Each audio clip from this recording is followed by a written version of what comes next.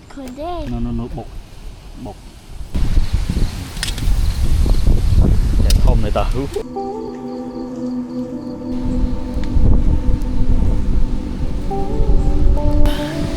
ăn phân tích sân man về tầm ơi luônបាទសូមជម្រាបសួរពុកម៉ែបងប្អូនថ្ងៃនេះខ្ញុំចេញមកដាក់លោកកែបហើយចេញមកល្ងាចហើយដោយសារតែយើងចេញមករៀងយឺតពេលបន្តិចឥឡូវយប់បដ ாய் ម៉ោងនេះម៉ោង 6 ទេប៉ុន្តែដូចម៉ោងប៉ុន្មាន5:57ម៉ោង 6ប៉ុន្តែដូចងឹតលឿនហ្នឹងហើយងឹតបាត់ហើយត្រូវខ្ញុំគឺភ្នំបាទថ្ងៃនេះវីដេអូរបស់ខ្ញុំបាទគឺមកដាក់លោកកែបណាបងប្អូនអញ្ចឹងចាំមើលដាក់បានលទ្ធផលយ៉ាងណាអីចាំមើលទាំងអស់គ្នាយប់នេះខ្ញុំដាក់ទាំងយប់នេះយប់នេះណាបានយើងឆាក្តៅហូបបាទអញ្ចឹងតោះទៅមើលការសកម្មភាពដាក់លោកទាំងអស់គ្នាហើយខ្ញុំដាក់ទាំងយប់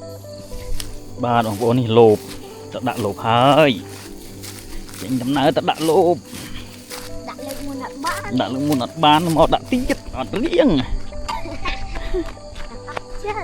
ដាក់ទាំងយប់ហ្មងហ្នឹង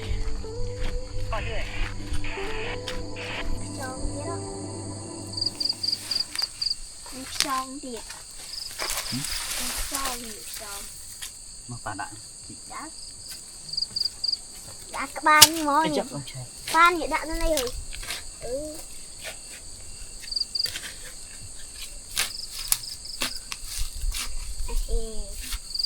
យកទៅមើលសាឃើញទេ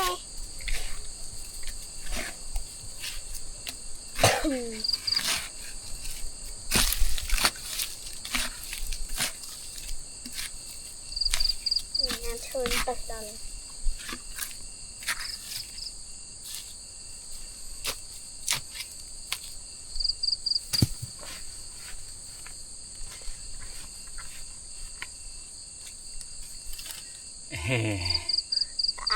មើលឃើញហ្នឹងចាំងឯគេលើសស្គូមចាំប៉ែប៉ែង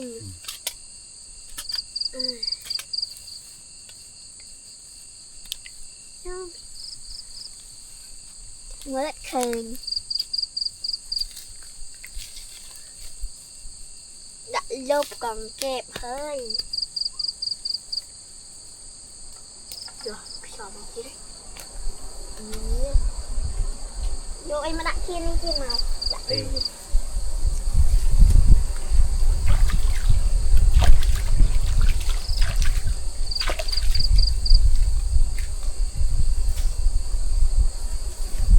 ជប់នេះបាំងសាអេបទឹកដល់ណា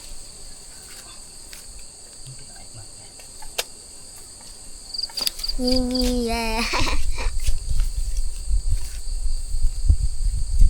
មើលអូយល្ងឹតបាត់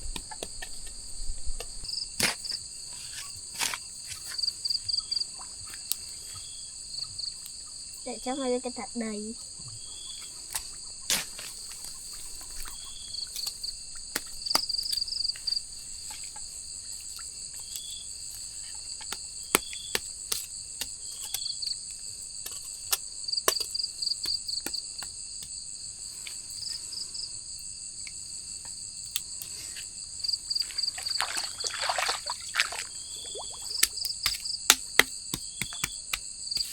ពួក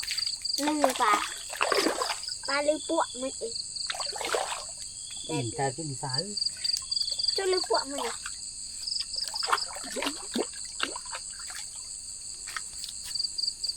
ចានេះគឺជួយគេអាប់ឲ្យវិញមក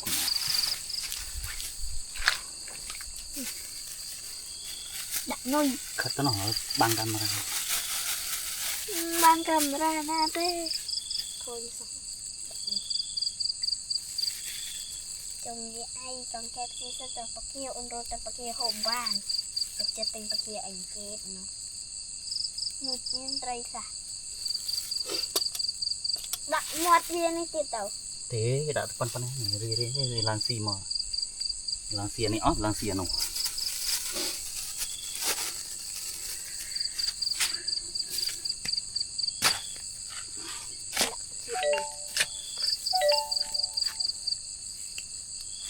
បាំង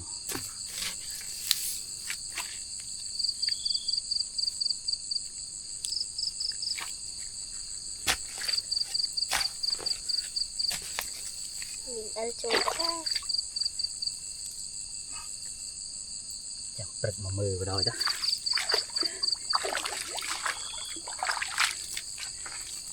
Này, hai muối á. Đó. Biết là bà. Đã.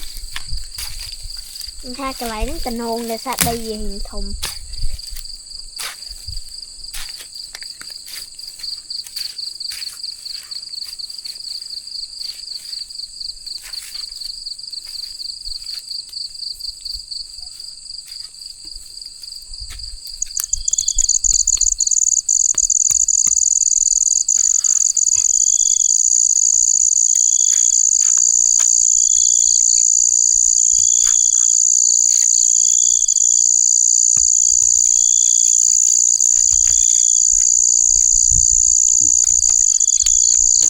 Như trâu pa muối. Bà.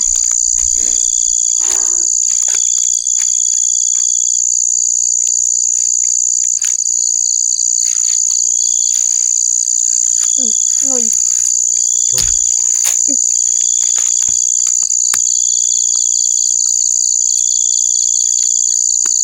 Đi comment lên TikTok.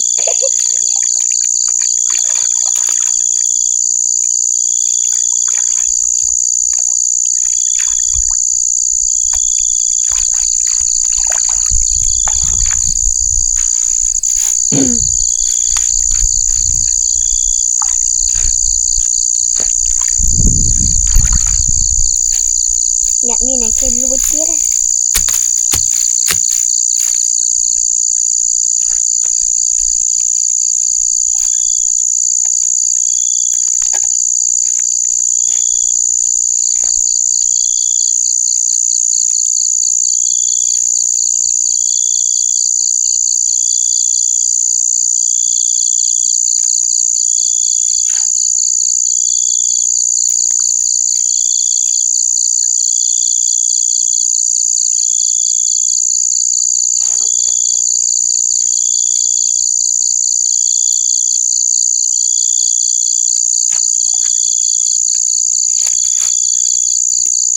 Cho làm tròn nhui.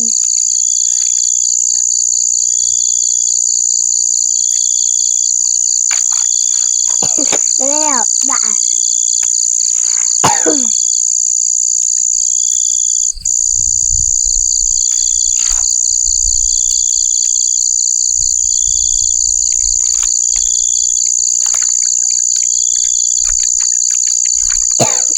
Ôi chẳng có mình. Đã nuôi, đi nuôi.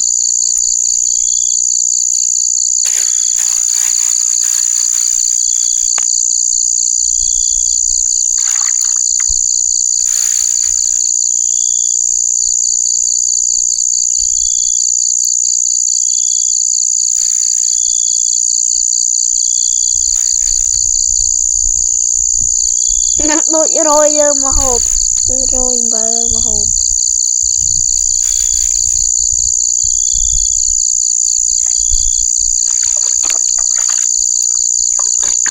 Đã cái tia từ. Đó. Đã lại.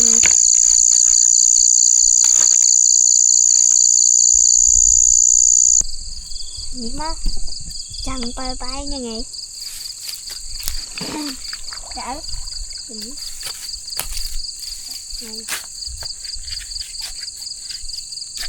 Nuôi đây nặng nè. Buổi chiều bà. Đo buổi chiều.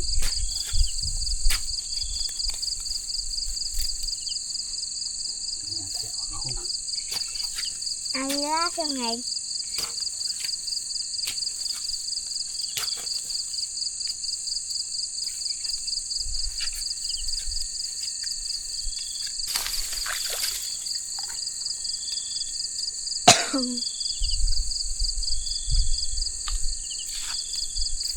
Đã chọn Lột lại. muốn lưu lụa tới này anh. À, cái cầm đấy à. tập thầm ní Ừ. đã ăn luôn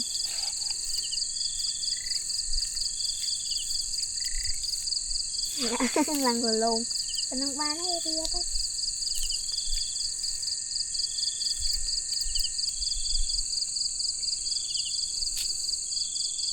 đặt cái thái mà ngon hay được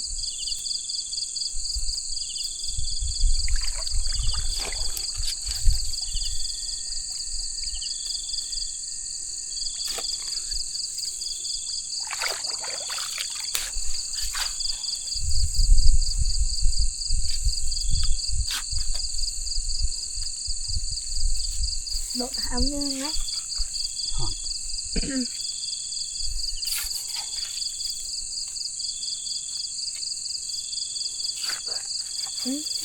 chụp lại trường ôn cho kia nó đã đấy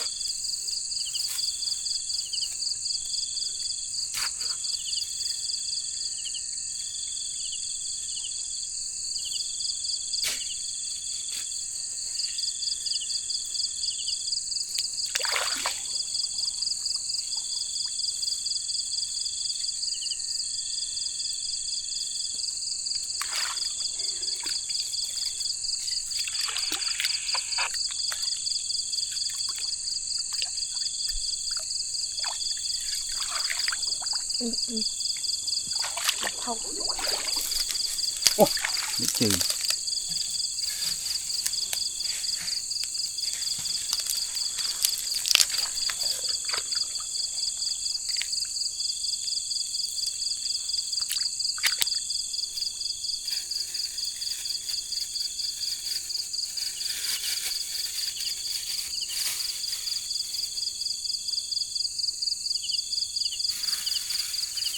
cái đi đau hết lên men ta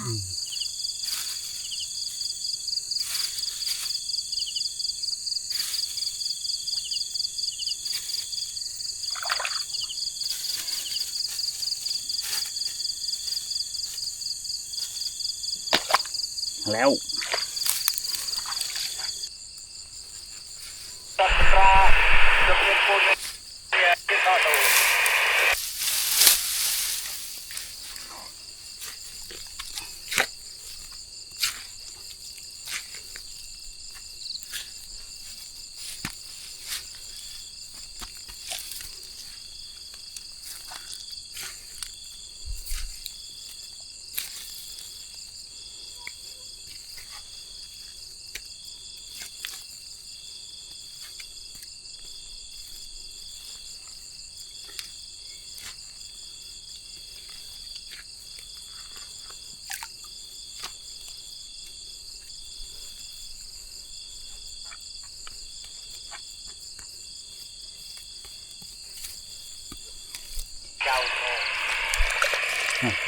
lội ba mùi nhìn cái xung là cái nào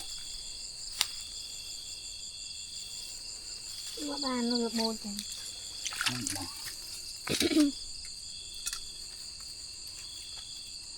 từ đấy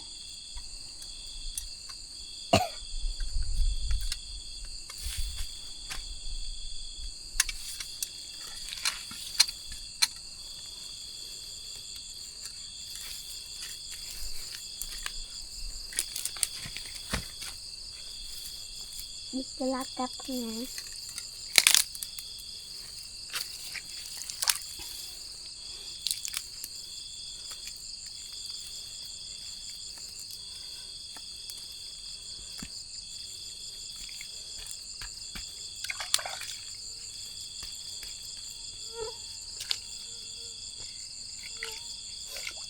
cái chuột thì ảo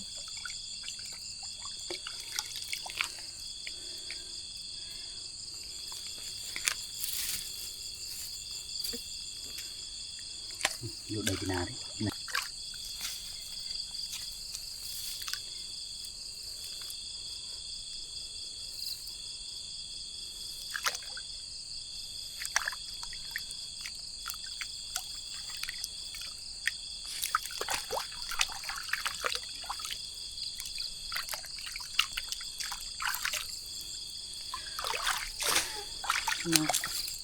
Nồi nụ dùng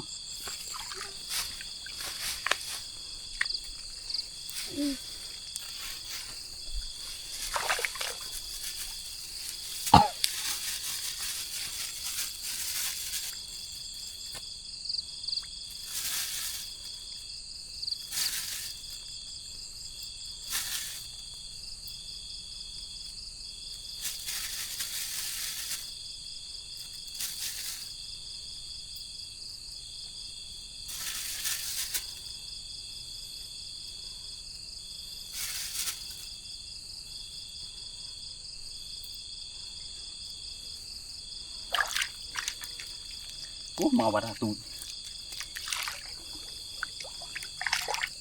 cái nát chắp vô cái cái này nhưng mà chi trai mày đừng có đây cho ngoạn nè lẹ sẵn đấy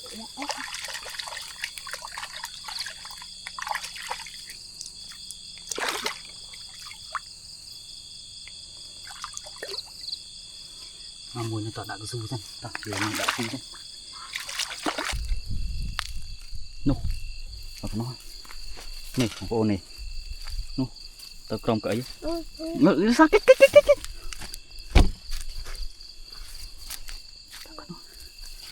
giật video sẽ lý sai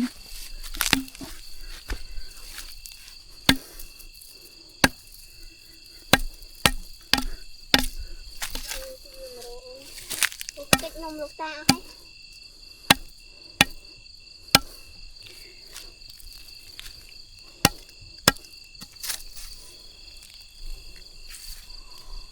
gì về vùng vạ vùng rồi mưa ram cây mưa anh nó crom cây bông bố nó phục lẹ nữa cúp lẹ phục lẹ mua để một bàn đấy bà bông ôn mình những đạo buồn lô quay được xa lúc ní việc đại cho su chẳng ai dùng mà cái này việc đại su dần hay là như to làm nào ta đã tiệt buồn ơi bàn buồn nào từ mùi tiệt đi lốp dương miền pram rồi nó dương cái này việc sân làm bầy dù đã việc to tiệt như đã pram lốp hay chỉ 10 lần tập phò bực này pram lốp miền châu là on ở từ miền châu lại tại khai tạo bạn miền cái tức việc khác trong hỏi đừng cây rụt cho nào tới này ọ phần sừng khớm á nơi sừng khớm á khớm nó tới sừng khớm ơi tao tiếc bóng phun tao đạp hai mà lốp mới tiện đá này hả nhẹ đây nó vô cho chi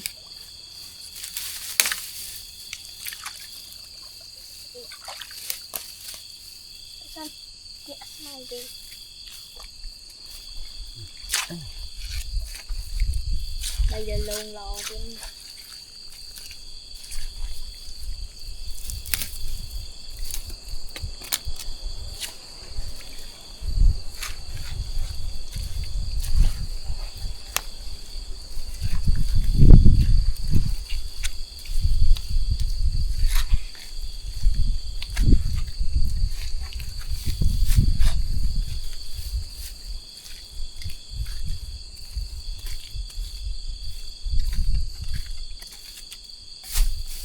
lộp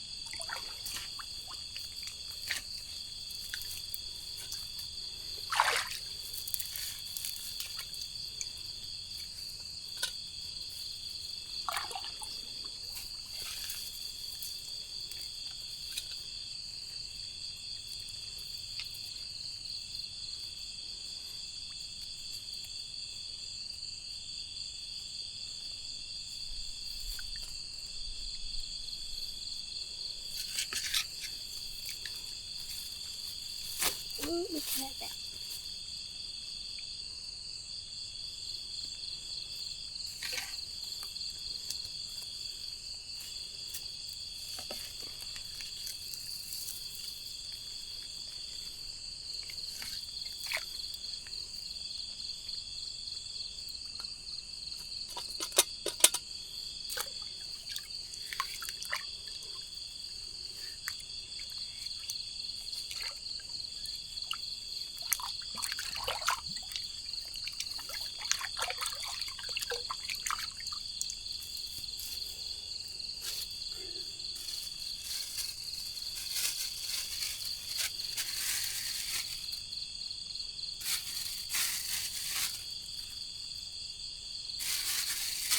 bạn mố hơi đấy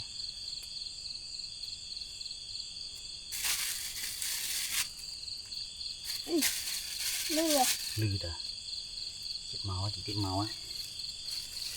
mà bây giờ đa mà anh đi không dừng chút thì rất ăn nè rất em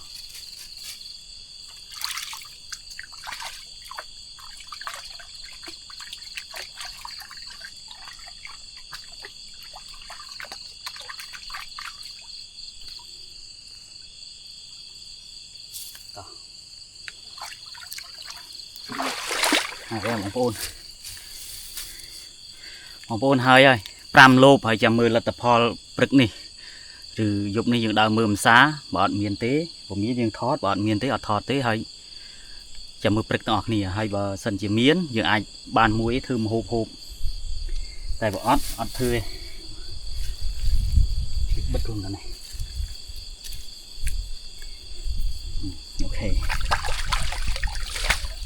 អូខេចាំមើលលទ្ធផលព្រឹកនេះអូខេយើងញ៉ាំអាហារឥឡូវយើងដាក់រួចរាល់ហើយចំនួន5ទ្រុង5លូបហើយចាំមើលលទ្ធផលព្រឹកនេះញ៉ាំនំសិនខ្ញុំគិតថាពាក់កណ្ដាលយប់ដើរមើលម្សាសិនមកមិន10អីហ្នឹងដើរមើលសិនបើសិនមានជាប់យើងអាចថាយកធ្វើម្ហូបហូបម៉េក៏ម៉ោងមិន10ណោះម៉ោង10គុណដេកប៉ុន្តែនៅទីនេះដោយសារយើងខ្វះទឹកអត់មានទឹកអញ្ចឹងបើយើងធ្វើកែបក៏អត់មានទឹកលាងមិនចាំមើលចាក់ស្ដែងយប់នេះយើងប្រហែលជាហូបមីនឹងម្ហូបយកមកផ្ទះបន្តិចព្រោះអីយើងអ្នកស្រុកខ្សែអញ្ចឹងឯងតើណាចេញទៅរੂអីទៅយើងតែដាក់ម្ហូបដាក់អីទៅខ្លះសគួរកាលណាយើងទៅបញ្ញុបអ្នកបានធ្វើអីយើងហូបអាម្ហូបហ្នឹងស្រាប់ញ៉ាំមានហាត់ដកហើយនៅទីនេះក្បែរជើងភ្នំហើយមានចំការគេមានជែកមេមើលដើរមើលចំការគេបន្តិចគាត់ថាខ្ញុំរៀបចំតឡើងតង់អីសិនបោះអូនអូខេខ្ញុំតឡើងតង់អីសិនរឿងថាដុតភ្លើងដុតអីប្រកាត់ភ្លើងប្រកាត់អីដើម្បីយប់ចេះមានភ្លើងមានអីចឹងទៅវាការពារសត្វធាតុអីដែរណាបងប្អូនហើយតមកបាត់លងាណែបាត់លងាផងហើយខែនេះខែតិចខ្យល់ឡើងវូអីហើយខ្ញុំដេកនេះក៏ដើរវាលតែម្ដងដើរវាលស្រែល្វឹងល្វើយអត់មានអីបាំងខ្យល់ទេខ្យល់ខែនេះខែក្តឹកទៀតខ្យល់វូអូខេតឡើងតង់សិនបងប្អូនលងាណាលងាខ្ញុំចាប់ហ្នឹង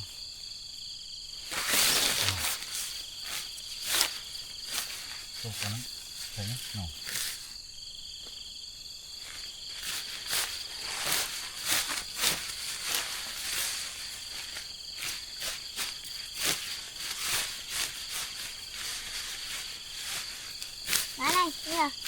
Ơi, bán tiệc đó.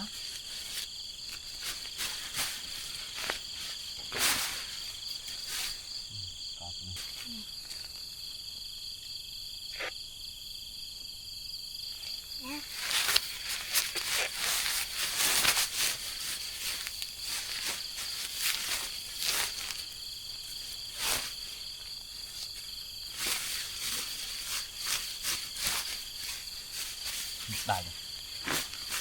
Một đạn một bạn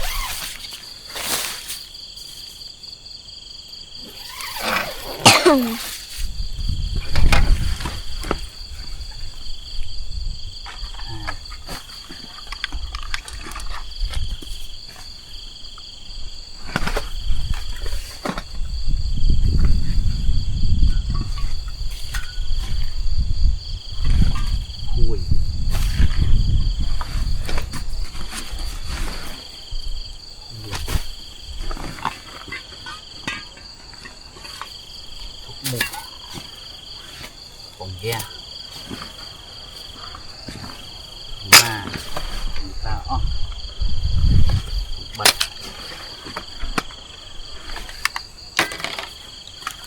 làm kia theo cục tay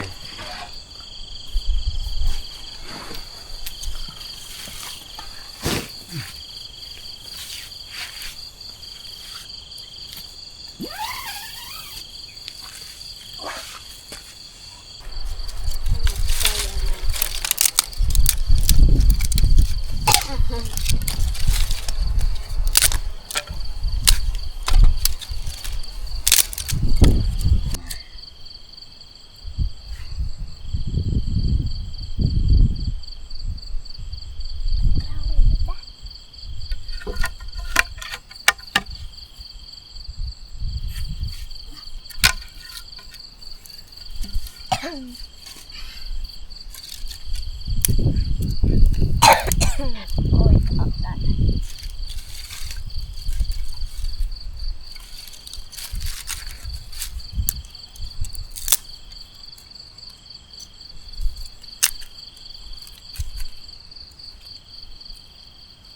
tự tự môn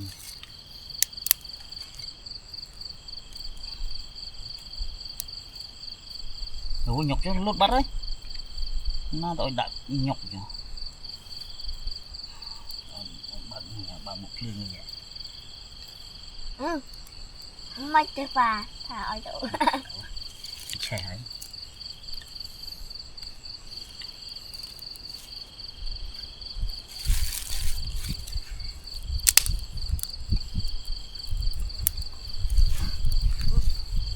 trăm gram con này nó băng camera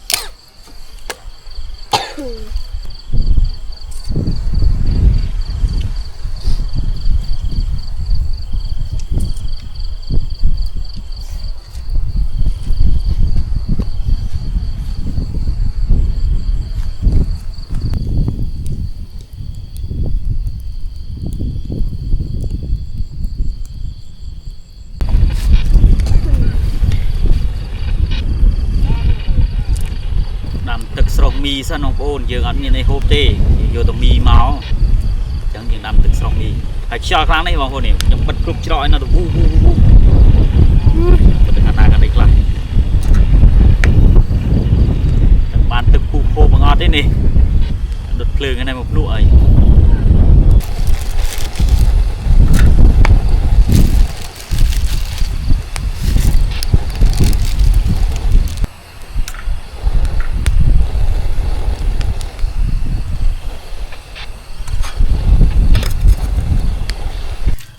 cho một rau mình chọn bằng tòng bậc tịch tia bằng vốnแล้วนี่ดำตึกมียมดองมันลีซ่าโอ้เอาละจอดมันปังเลยมันได้การได้บางโบเลย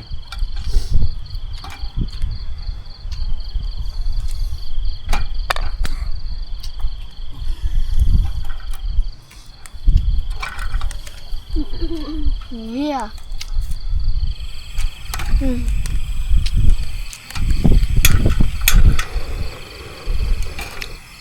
hạt gạo ơi bằng bộ nước chọt lắm này này điện bán này chọt bịch bằng to ha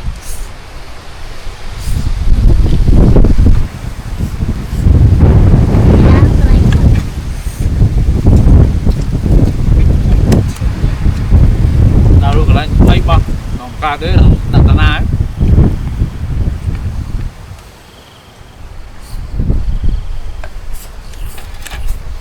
hút nhiều cây lắm đọc được rồi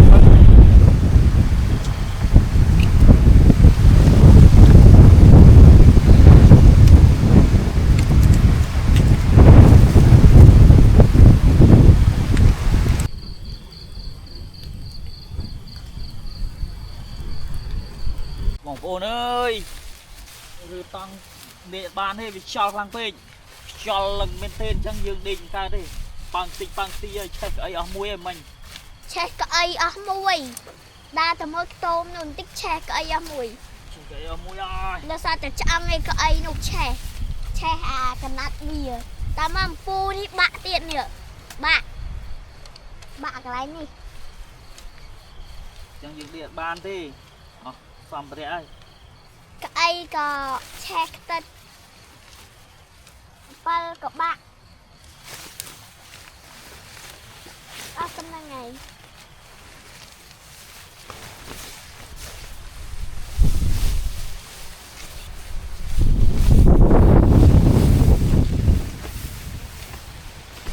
មកមើលពេលយប់បន្តិចបងប្អូនអើយ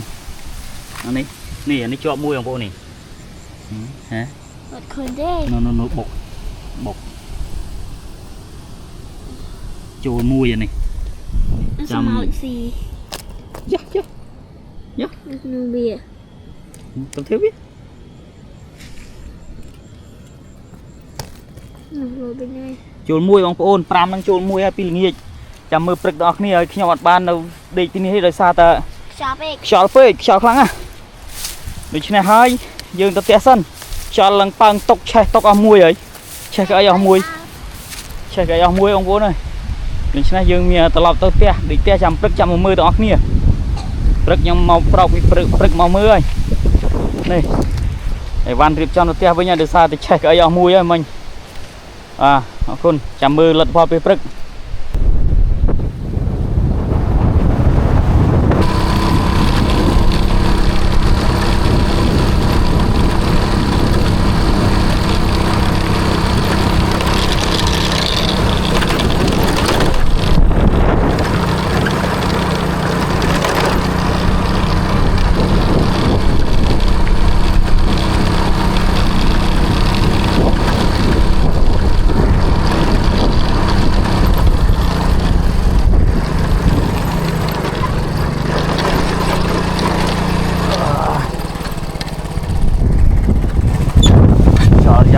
nào baបងប្អូនអើយនេះ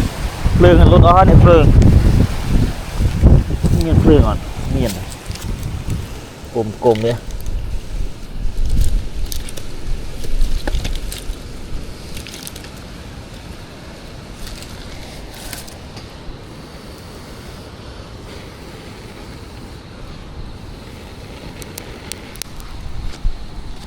អូក្រាក់ដុតពីល្ងាច vùng miền tịch Vinh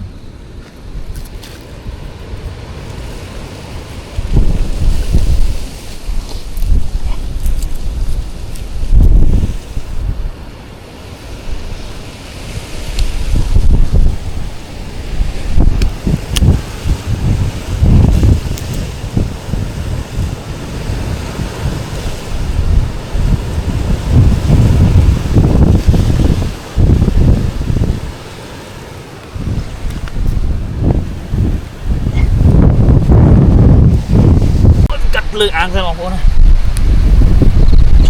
chọn tên cắt lương ăn đi sân cho riêng tầm mơ lô ở dùng mấy chợ ban đi tin đi để xa tờ bóng con bị đau xa mở chọn mình tên một dương địa card đấy chọn tông và chọn ban trong nghiệp rồi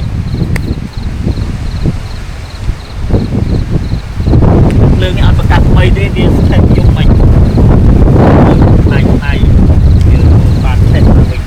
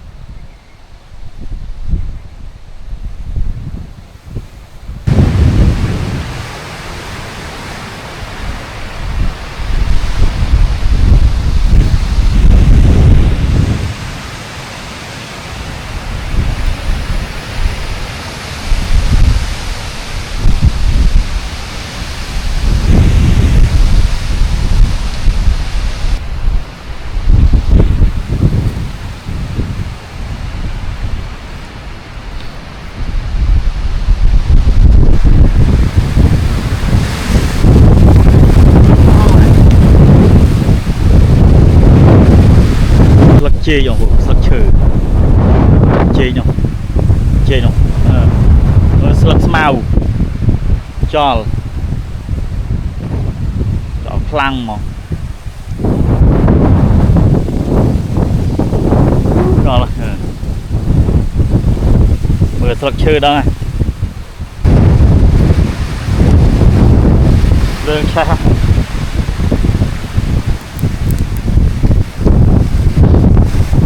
nghe phê nó lưng ăn đi rồi chuyện nào mà buồn chuyện na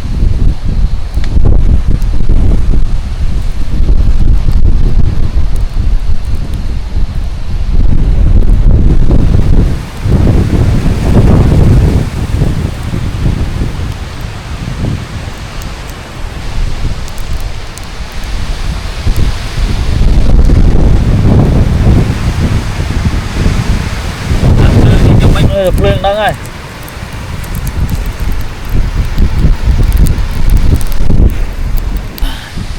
ăn phương thì sân man giờ tầm 10 lô cho kháng bên tên mà hay đi mất đi địa ban thì cho dạng này đi chung mình phương đi đột chen tao đặt ấy nó cho liền bằng ấy mất chốt che ở ấy mùi dùng mình chẳng ai nọt bàn đi nó tiệt ai cứ xạ thiệt cho phê tụi bay mấy cái cho tao ngắt bàn này chẳng ai nhom chừng chặt thà tập tự tia vớiตึก langมันมือโลกไอ้สักคำธานิ่มตอนมันมือได้บอกปูนเยี่ยมเงียบไปจักดัดเพลิงมาดาวเพลิงซาลติ๊กประกาศเติร์ดดำใบยืงอ่างเอาเวียสู้ได้สู้เชิงที่จำตัวมือเพื่อไอ้โลบเราเช็ดชิ้นนี้โลบกายยืงมาจังเตอยืงตัวมือโลบต่อเนี่ยของปูนอ่ะธาเยี่ยละโมมาจำมาวิ่งยำอ่างเกียดโอ้ยเงียนะเงียเป็นเต้นนี่nung trong trong nung bài nung bị chẹt lằng nơi tia nhom nó ấp thì ấp sâu chẹt thì ấp sao trong này sao lằng à bắt đầu lừa nung tiết u chiêng đi tọp đỏ ta mưa lô đó nè đó là tên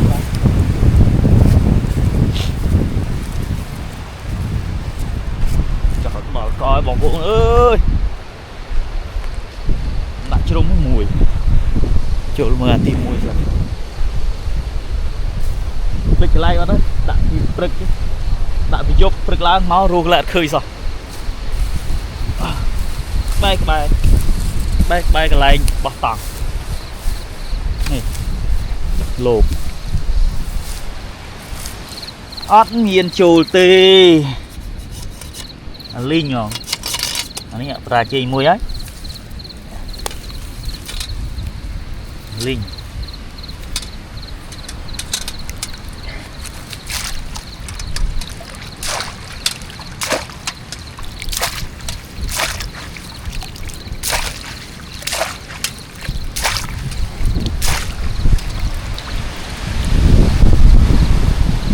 ตึกphần năng đá xong rồi miền kép nó lộ mùi tiền tao giờ ăn miền chìm bờ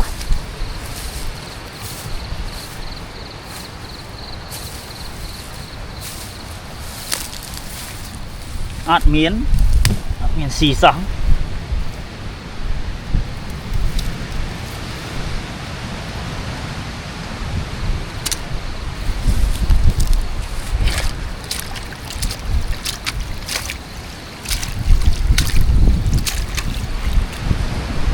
tên thiệp sạn mình tên ngày rè là ngò hòm tây mì sạn bàn tay đời xa cái dương đạn bàn rồi bờ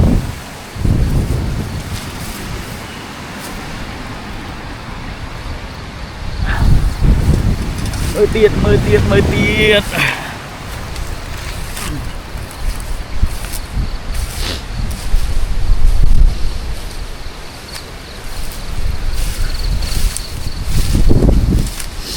anh ấy dùng bánh trôi mùi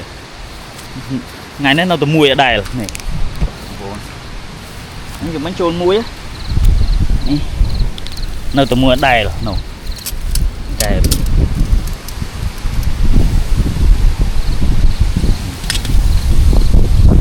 không này ta tol co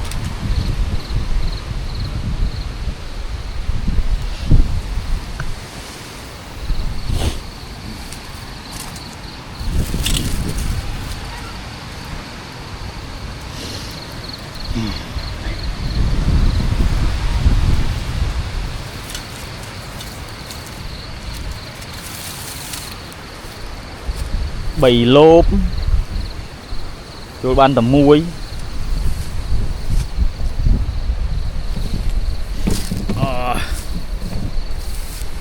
bầy lốp đấy ban tầm muối đấy ông Phốn ơi.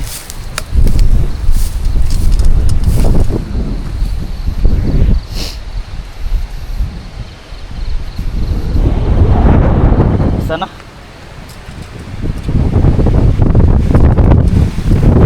mùi là miel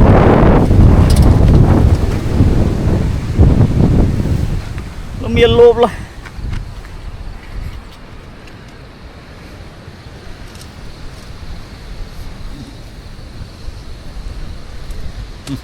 tổng mới tiết nó mùi tiệt ô để hiệp bóng ổn ô à đó không à mình tên không còn là lốp nhóm nịt lốp ọt bal bal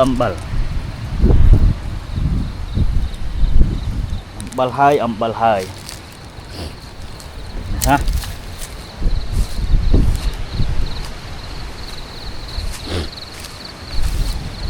mùi tiệt bal tiệt đó thì nói em bay sẽ khâm với ông này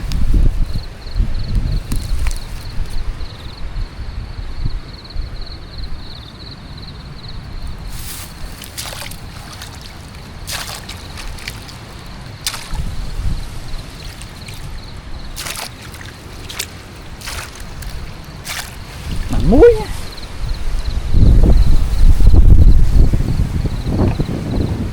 ơi bạn muối ông Phốn ơi đi mà giúp hay chị ăn một hộp hiện đích ăn một hộp rồi muối đang đừng na hộp nọ đây này cũng nang cho cái đành lốp pram cho ăn kẹp muối à. Ăn kẹp miên chô lại ăn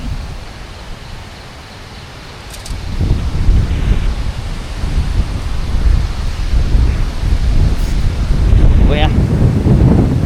đây sập hiệp cầu em xa đó không nôm tích tích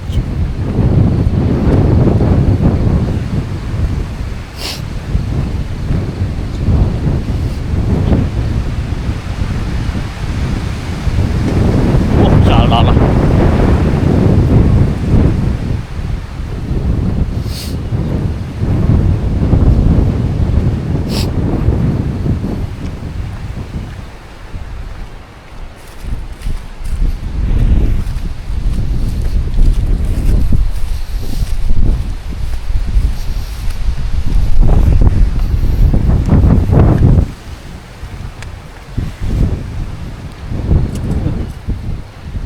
lường với nha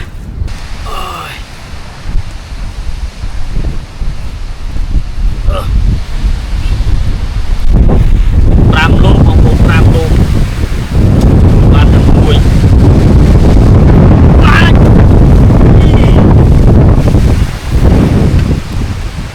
trả lời sao lên tiêu đó dulu camera ô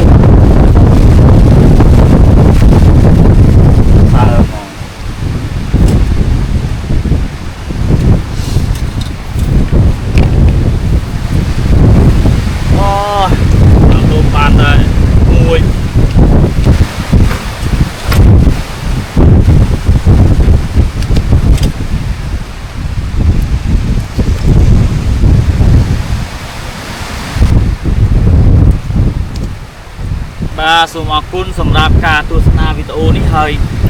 នេះលោបាទ